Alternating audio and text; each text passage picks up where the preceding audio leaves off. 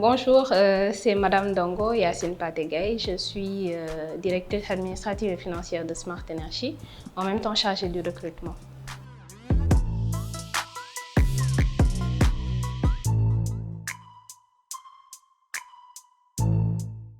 En tant que chargée de recrutement, mon travail est après identification du besoin, d'évaluer, d'essayer de trouver le profil recherché pour le poste qui est actuellement vacant.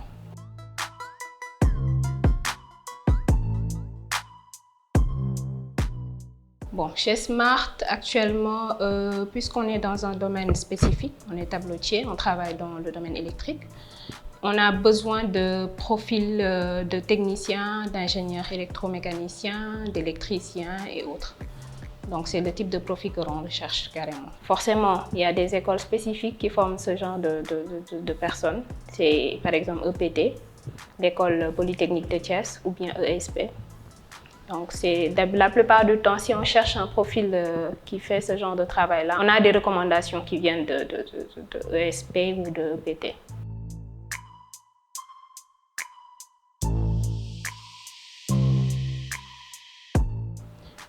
Ça dépend. Bon, je pense que la lettre de motivation n'est pas obligatoire.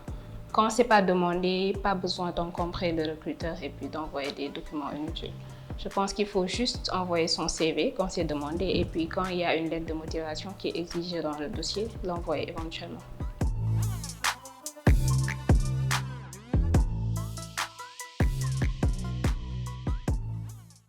Moi, ce que je cherche dans une lettre de motivation, c'est les compétences.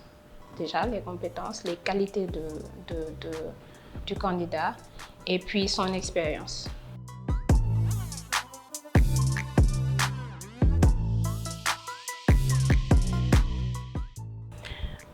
Bon, pour ce genre de candidat, je leur dis de postuler quand même. Parce que des fois, il se trouve que la plupart du temps, on n'a pas le nombre d'expériences sur le poste. Et puis, on a d'autres qualités que le recruteur aimerait bien avoir sur un profil. Donc, je suggère à ces candidats-là quand même de postuler, qui ne tentent rien à rien aussi.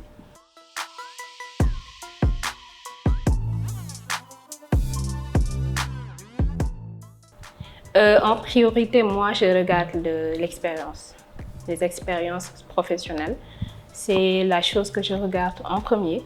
Et puis, peut-être la formation, bon, ça dépend. Parce que je me dis que sur l'expérience, quand même, on peut savoir exactement si cette personne-là a eu à déjà faire ce travail, a eu à déjà à faire ça, ou bien s'il a carrément eu à exécuter carrément les tâches.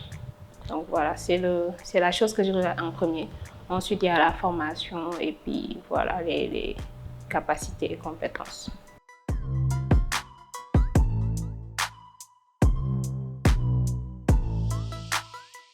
Un bon CV doit être précis, je pense.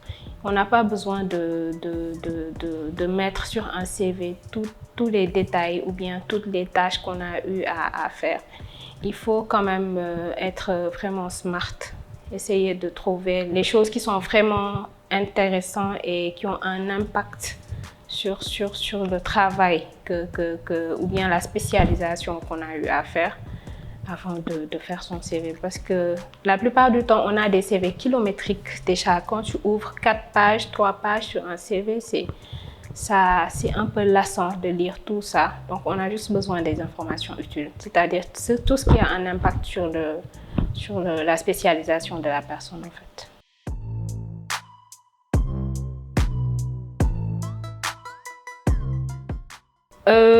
Moi, j'accorde beaucoup d'importance aux candidatures spontanées parce que des fois, on peut avoir besoin d'un commercial et puis voir un profil de logisticien ou bien quelqu'un qui a une expérience dans un domaine bien précis. Des fois, on a parfois besoin de ces candidats-là. Moi, je les archive quand même. À chaque fois que j'ai besoin d'un profil, je regarde. Si je ne trouve pas le profil, je vais directement lancer l'appel d'offres. Mais quand même, j'accorde beaucoup d'importance à ça.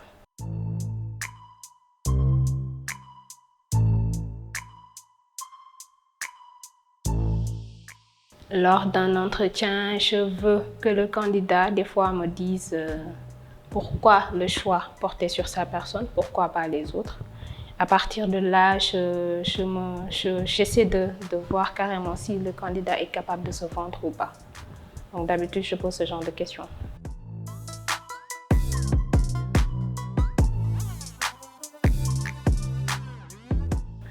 Sa capacité à gérer le stress. Parce que la plupart du temps, les candidats sont stressés des fois.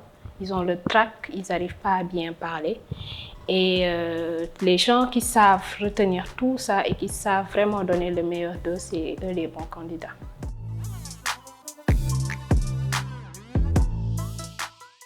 Ça dépend du profil quand même. Si on trouve que le nombre d'expériences demandées apparaît sur le CV de la personne, s'il a eu à effectuer les tâches relatives à ce poste-là, d'habitude, ce genre de personnes sont à prioriser en fait. Bon, reste à voir le comportement lors de l'entretien, les questions, comment il répond à ces questions-là et éventuellement sa capacité à gérer le stress.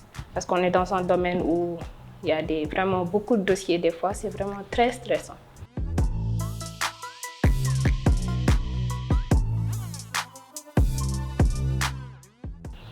Les stages, c'est important parce que c'est la première étape dans la vie du professionnel. On a tous commencé par des stages. Ça nous permet de nous familiariser avec l'environnement de l'entreprise. Donc, c'est important quand même. Je regarde, quand je vois des profils, quand même, je regarde les stages, surtout pour les débutants. Je regarde les stages, les tâches qui ont été confiées et tout.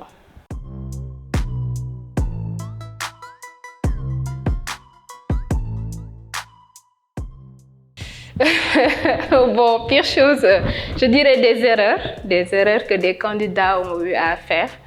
Récemment, on a reçu une candidate qui a vraiment exposé un problème qu'il a eu avec un ancien employeur. D'habitude, ce genre de choses, c'est à ne pas faire parce que ça montre quand même un côté vraiment conflictuel, je dirais.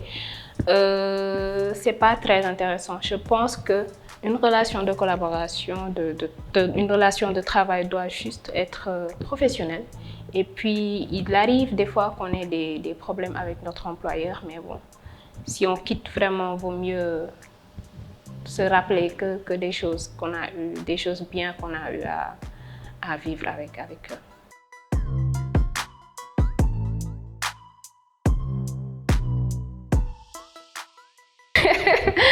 Bon, un événement drôle, je dirais pas drôle quand même, mais il arrive des fois des situations où, bon, il m'est arrivé une fois d'assister à un entretien, le candidat ne pouvait même pas sortir un mot de sa bouche parce qu'il était stressé, il avait le trac, vraiment, il avait même du mal à se présenter.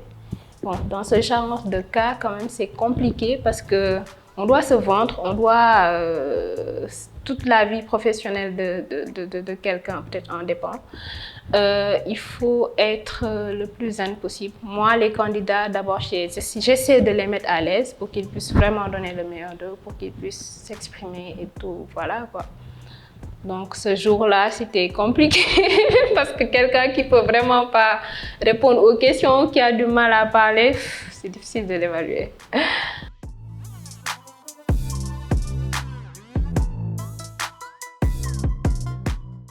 De soigner leur CV, de vraiment soigner les CV et puis d'éviter au maximum les fautes sur les CV. Parce que des fois, on voit des fautes vraiment... parfois, c'est même pas une faute, c'est juste une coquille, mais il faut vraiment tenir compte de ça parce que ça donne une image à une personne qui ne vous connaît pas, qui voudrait vraiment peut-être que vous rejoigniez sa boîte. Donc, ce genre de choses, c'est à éviter. Vraiment, revoir les fautes et puis soigner son CV le maximum possible et être le plus précis possible. Surtout ça.